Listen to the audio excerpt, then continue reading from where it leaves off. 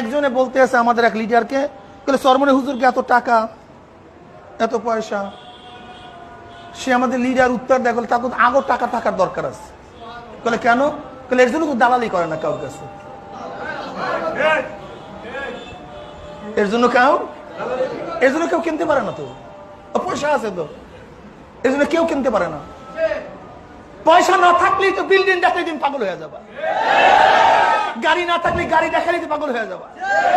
আর নিজের টাকা থাকলে, নিজের গাড়ি থাকলে, নিজের বাড়ি থাকলে আর পাগল হবে না।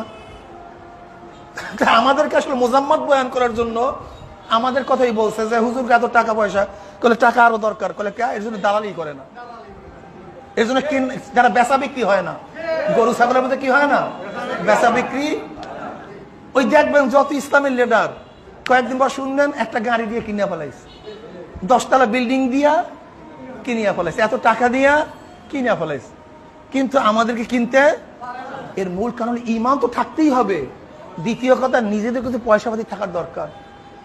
যেমন আমরা প্রত্যেকে ব্যবসায়ী, আমরা প্রত্যেকটা ভাই ব্যবসা করি, আমি নিজে একজন ব্যবসায়ী, আবার দিনের কাজ করি।